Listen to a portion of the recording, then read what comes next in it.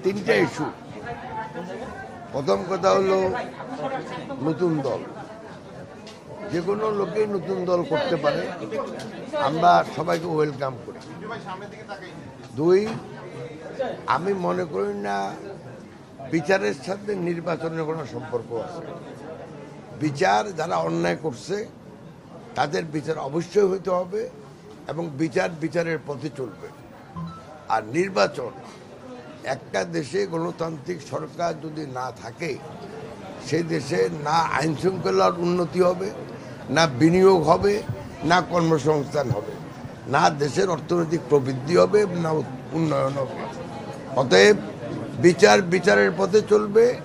আবার দেশকে গণতন্ত্রায়ন করা এবং দেশে একটা রাজনৈতিক সরকার, প্রতিনিধিত্বশীল সরকার প্রতিষ্ঠা করা, এরা সবাই দায়িত্ব দেশের উন্নয়নের খাতিরে। সেজন্য আমরা মনে করি একটার সাথে একটা কোনো সম্পর্ক নাই। সেটা ওনারা বলতে পারে, যা ইচ্ছা তাই বলুক, এটা নিয়ে আমি কোনো মন্তব্য করব না। তবে বিএনপি এবং বাংলাদেশের আরও রাজনৈতিক দল এবং যারা জনগণকে প্রতিনিধিত্ব করে, তারা আমরা সবাই চাই যে অতি সত্ত্বর নির্বাচন, এবং সরকার বলছে ডিসেম্বরের ভিতরে নির্বাচন হবে। আমরা আশা করি এর থেকে আর বেশি কোনো নড়চড় হবে না। শুনেন, অনেকে অনেক কথা বলতে পারে, সব কিছু কি মন্তব্য করা দরকার আছে? আমি মনে করি না।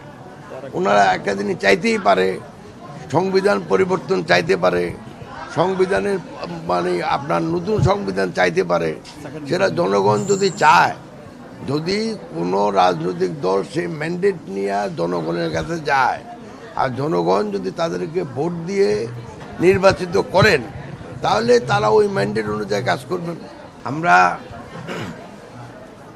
নারীতা অবশ্যই, কিন্তু আমরা যে কোনো ধরনের সহিংসতা, যে কোনো ধরনের অত্যাচার অবিচার মানুষের উপরে, এটা তো আমরা বিরোধিতা করে আসতেছি।